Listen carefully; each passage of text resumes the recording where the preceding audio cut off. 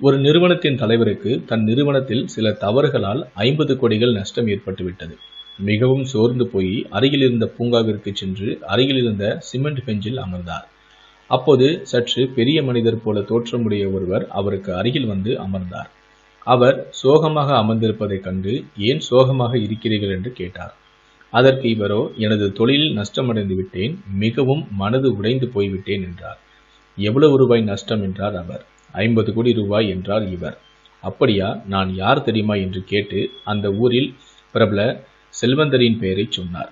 அசந்து போன இவரோ, சரி, 50 கோடி பணம் இருந்தால் நீ சரியாகி விடுவாயா என்று கேட்டார் அவர். உடனே முக மலர்ச்சியுடன் இவர், ஆமாம், எல்லாம் சரியாகிவிடும் என்றார். பின் அந்த செல்வந்தரோ ஒரு செக் புக்கத்தை எடுத்து கையெழுத்திட்டு இவரிடம் நீட்டி, இந்தா, இதில் 500 கோடிக்கு செக் இருக்கு, நீ கேட்டதை விட 10 மடங்கு அதிகமாக கொடுத்திருக்கின்றேன், எல்லாவற்றையுமே சமாளி, ஆனால் ஒரு வருடம் கழித்து இந்த பணத்தை எனக்கு நீ திருப்பி கொடுத்து விட வேண்டும், அடுத்த வருடம் இதே நாளில் இங்கே நான் காத்திருப்பேன் என்று சொல்லிவிட்டு செக்கை இவர் கையில் திணித்து விட்டு சென்றார் அவர்.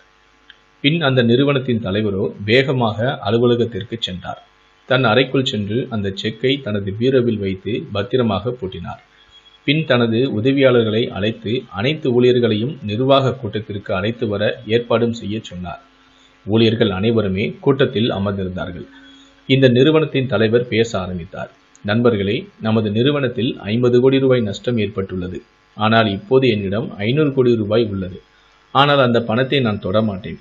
இந்த நஷ்டம் எப்படி ஏற்பட்டது, எதனால், எதற்காக, எப்படி என்று ஆராய்ந்து அதை கலைத்து நமது நிறுவனத்தின் வெற்றிக்காக செயல்படுத்த நீங்கள் அனைவருமே ஒத்துழைப்பு கொடுங்கள் என்று கேட்டுக்கொண்டார். பின்னர் வேலைகள் வேகமாக நடந்தன. தவறுகள் கண்டுபிடிக்கப்பட்டு களையப்பட்டன.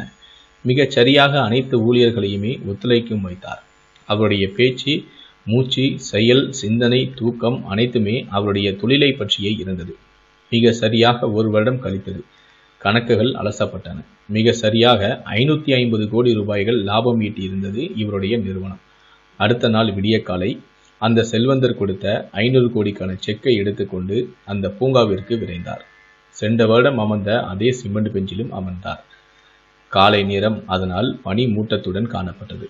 சற்று நேரம் கழித்து தூரத்தில் அந்த செல்வந்தரும் அவருக்கு அருகில் அவரை கைகளால் பிடித்து கொண்டு ஒரு பெண்மணியும் வந்தது பனி மூட்டத்தின் ஊடே தெரிந்தது. சில வினாடிகள் கழித்து பார்த்தால் அந்த பெண்மணி மட்டுமே வருகிறார். அந்த செல்வந்தரை காணவில்லை. இவர் சென்று அந்த பெண்மணியிடம், எங்கே அம்மா, உங்கள் கூட வந்தவர் என்றார். அதற்கு அந்த பெண்மணி பதற்றத்துடன், உங்களுக்கு அவர் ஏதாவது தொந்தரவு கொடுத்து விட்டாரா என்றார். இல்லை அம்மா, ஏன் கேட்குறீங்க என்றார் அந்த பெண்மணி. இல்லை ஐயா, அவர் ஒரு பைத்தியம், அதாவது மனநலம் சரியில்லாதவர். செக் தருகிறேன் என்று சொல்லி இங்கு இருப்பவர்களிடம் தனது பழைய செக்கை கிழித்து கையெழுத்திட்டு கொடுத்து விடுவார் என்றார். ஒரு நிமிடம் அந்த நிறுவனத்தின் தலைவரால் பேச முடியவில்லை. அப்போதுதான் அவருக்கு தோன்றியது, நம்மால் முடியும் என்று நாம் எதை நினைத்தாலும் நிச்சயமாக முடியும். அதுவேதான் நம்மை காப்பாற்றி இருக்கிறது இந்த தொழில் நஷ்டத்திலிருந்து என்று நினைத்து கொண்டார். அன்பு நண்பர்களே, இதிலிருந்து நாம் தெரிந்து கொள்ள வேண்டியது என்னவென்றால், எந்த ஒரு விஷயமும் நம்மால் முடியும் என்று முதலில் நாம் நம்ப வேண்டும். அப்போதுதான் நாம் நமது வாழ்க்கையில் முன்னேறவும் முடியும். வாழ்வில் நீ முன்னேறு, நாளை நீ வரலாறு என்று கூற்று நிச்சயம் ஒரு நாள் உண்மையாகும். இந்த வீடியோவை பற்றி உங்களுடைய கருத்துக்களை மறக்காம பதிவு பண்ணுங்க. முடிந்தால் இந்த வீடியோவை மற்றவர்களுக்கும் ஷேர் பண்ணி ஒரு நம்பிக்கையை ஏற்படுத்துங்க. மேலும் இது போல பல வீடியோக்கள் பார்க்கணும்னு நினைச்சீங்கன்னா மறக்காம சப்ஸ்கிரைப் பண்ணுங்க.